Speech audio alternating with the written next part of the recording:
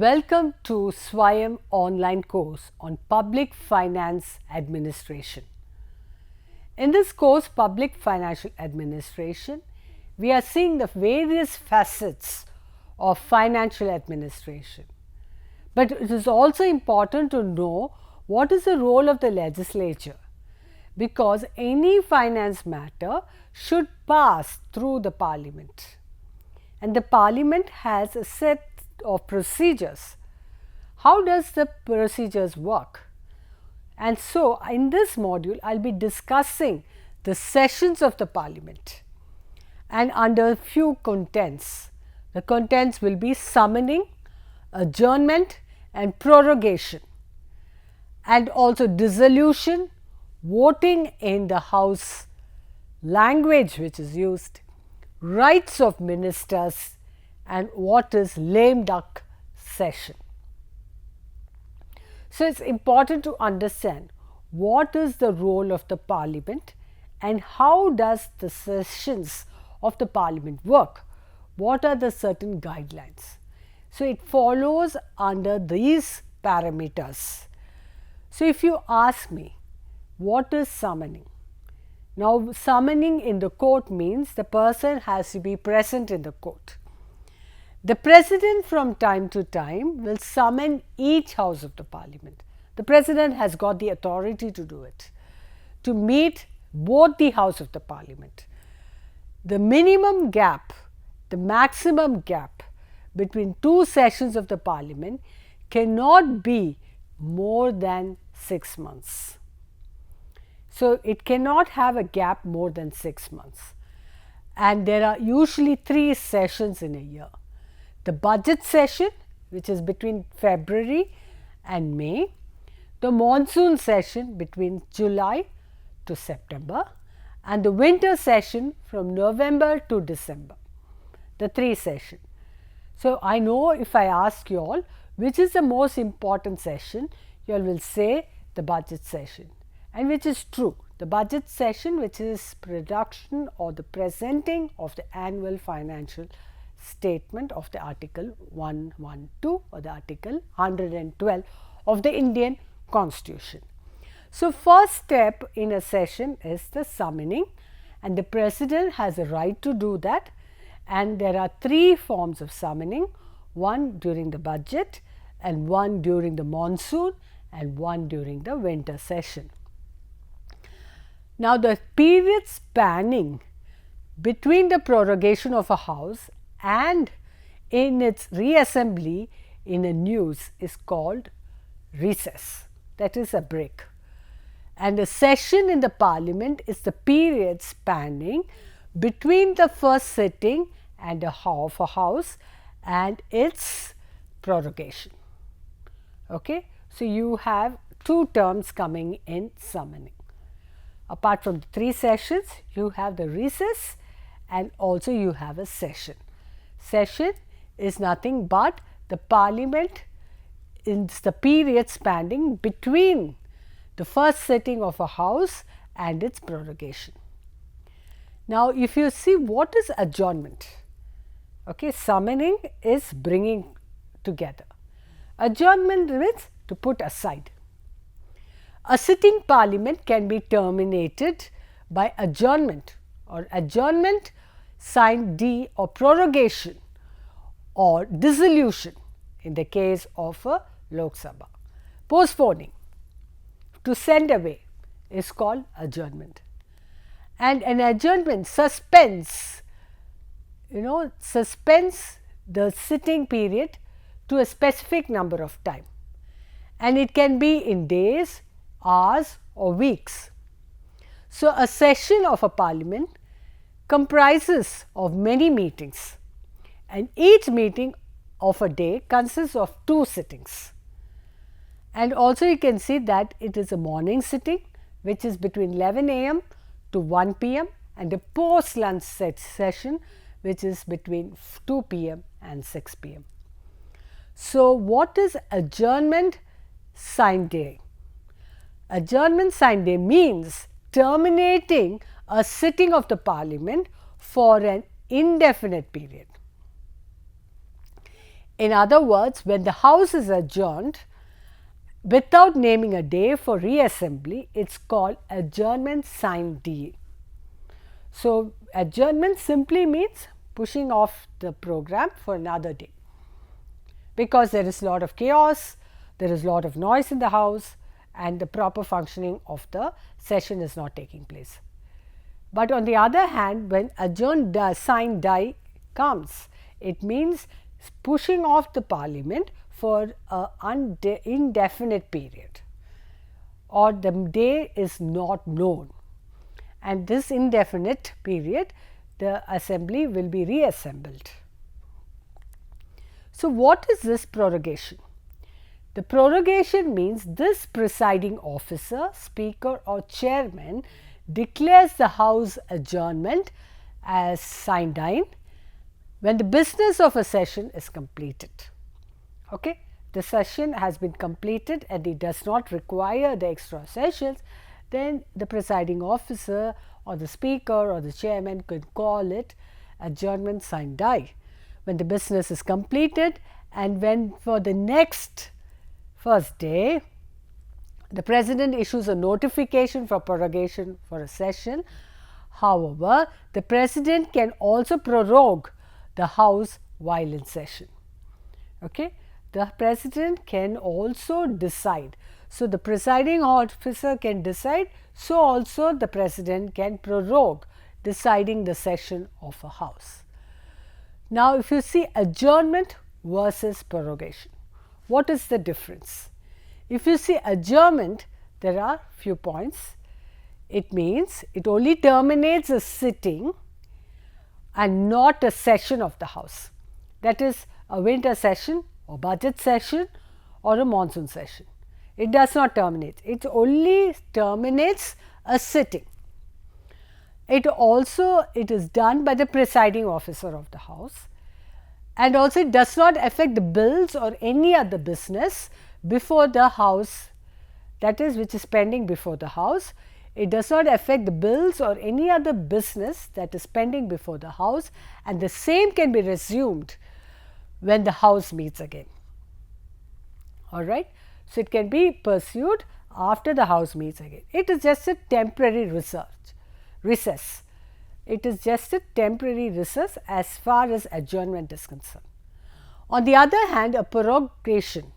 What is a prorogation? It not only terminates a sitting, but also a session of the House. It can terminate a winter session because of the calamities or the noise, or because of grave say the COVID has happened. So, the session cannot also be terminated, and it is only done by the President of India, not by the Speaker. And it also does not affect the bills. If the bill has to be passed, then it has to be passed by both houses of the parliament or by at least the lower house, or any other business pending before the House.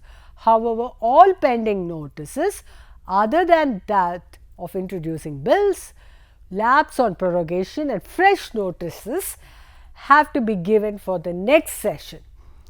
In Britain, prorogation brings to an end all the bills or any other business pending before the House. So, everything will be nullified in Britain, but in India it can be going to the next session and it will be set aside as fresh presentation.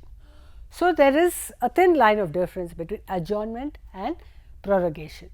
So, we see what the sessions are, the three types of sessions. We also see what is recess, and we also see the difference between adjournment and prorogation. Now, what is dissolution? Dissolution is when a Rajya Sabha, being a permanent house, is not subject to dissolution. You can never dissolve the Rajya Sabha. Only the Lok Sabha is subjected to dissolution. Unlike a prorogation, a dissolution ends the very life of the existing house and a new house is constituted after general elections are held. So, dissolution is not a very simple word, it is a very powerful word, because when you are talking dissolution, that means it calls for a new election, new general election. When the President calls for a dissolution, that means the whole lower house is dissolved, and you should also remember the Rajya Sabha can never be dissolved. It is a permanent member. The dissolution of the Lok Sabha may either take place in two ways. Automatic dissolution, that is because of expiry. Now, we are going to have the election. So, automatically after completion of 5 years of ruling, it will be dissolved. After a tenure of 5 years, the terms as extended during a national emergency, also dissolution is called for. During the time of emergency, when emergency was called, immediately the Lok Sabha was dissolved, and it is understood that it is a national emergency. So, you should see that whenever the President dissolves the House, he is authorized to take charge. Once the Lok Sabha is dissolved before the completion of the normal tenure, then it is also important to realize that such dissolution cannot be revoked. It is irrevocable. So, it is necessary to think twice before going into dissolution. And the President has good power, but if it is for national emergency and also during the time of election, naturally there is dissolution. So, the President takes charge.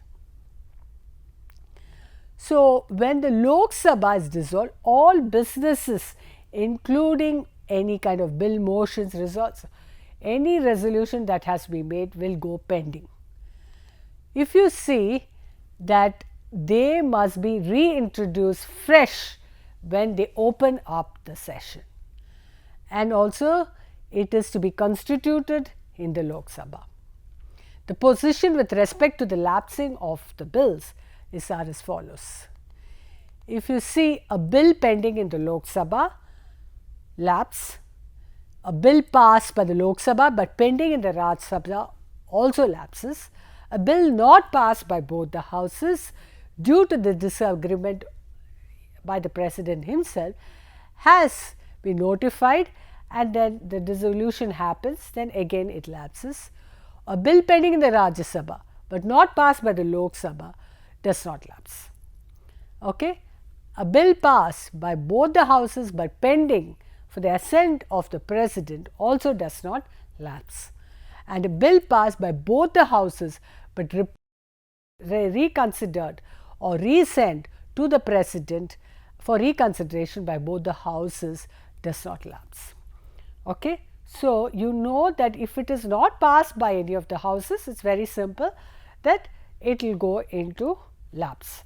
But if it is with the Rajya Sabha, then it need not have to be lapsed. But if it is passed by both the houses and it is sent to the President and the President sends for reconsideration, then it cannot be lapsed. Now, what is a quorum? Quorum is nothing but the minimum member required to be present in the house before it can be transacting any business. Okay? So, what is the number that has to be present in the houses when it has to pass any business or transact any business? It is 1/10 of the total number of members in each house, including the presiding officer. 1/10 of each of the members, 1/10 of the total number of members in each house, including the presiding officer.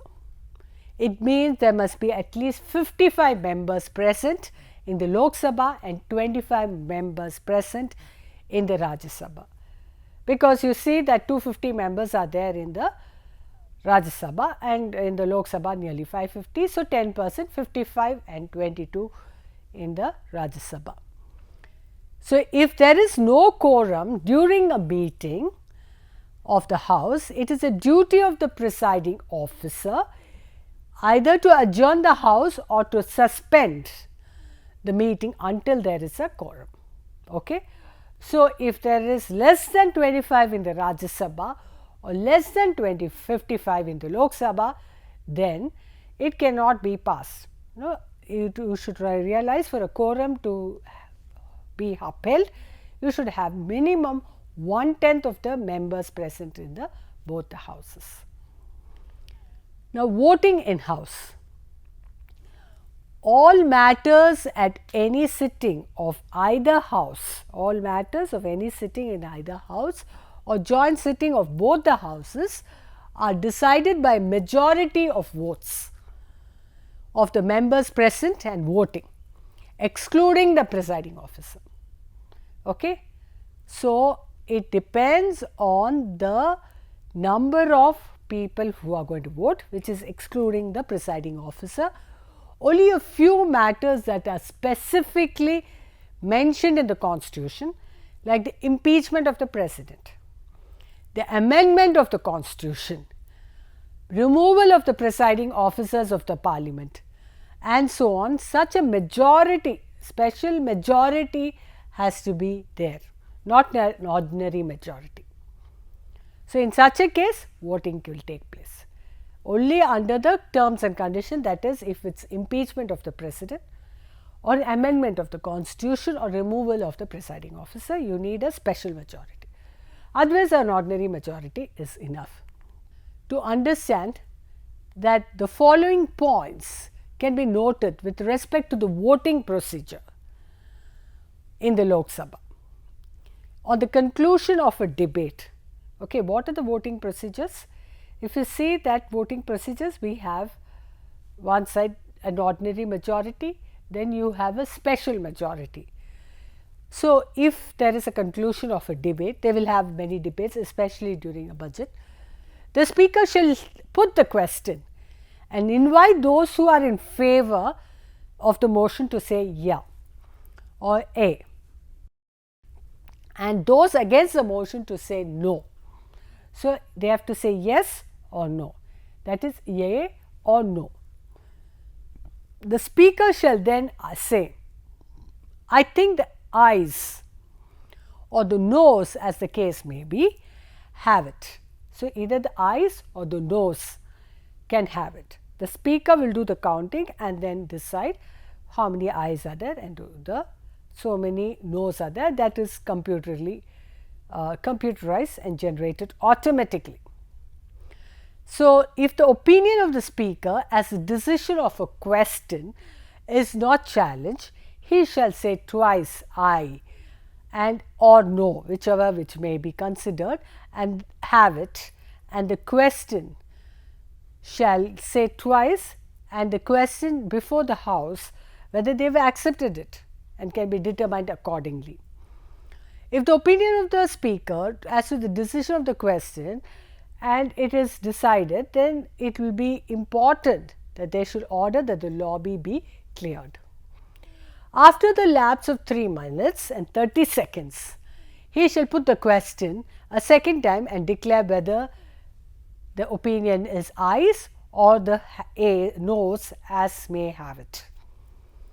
So, if the opinion so declared is again challenged, if no one is accepting, he shall direct that the votes be recorded either by operating it automatically, as I told, by a voice recorder, or by using aye and no slips in the House, or by the members going into the lobbies.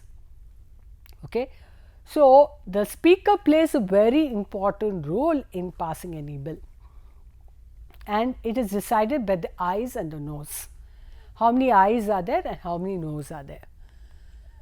If the opinion of the speaker, the division is unnecessarily claimed and may ask members who are ayes and who are noes, as may consider perfect, and depending on the counting, he may declare what he has seen and determined by the House. In such a case, the names of the voters shall not be recorded. Now, what is the language in the Parliament that has to be used? The Constitution has declared Hindi and English as the languages for transacting businesses in the Parliament. However, the presiding officer can permit a member to address the House in a mother tongue, and translation will be done accordingly. In both the Houses, arrangements are made for simultaneous transactions.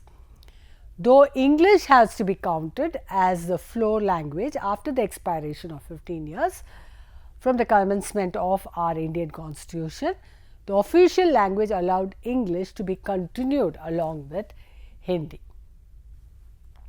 And so, now when we are talking about the language discrepancy, it is also essential that knowing both the languages is imperative and important to understand the constitution of our country. The rights of ministers and the Attorney General. You can see, in addition to the members of the House, every minister and Attorney General of India have the right to speak and take part in the proceedings of either House or any joint sittings of both the Houses and any committee of the Parliament in which they are a member, without being entitled to vote. Okay? So, not necessary the minister should be part of the Rajya Sabha or the Lok Sabha. He can go and speak and talk his opinion, but he will not be given the right to vote, the Attorney General or the minister. So, this is the power given as far as the sessions are concerned. Finally, we will discuss what is a lame duck session. It refers to the last session of the existing Lok Sabha after a new Lok Sabha has been elected. Okay?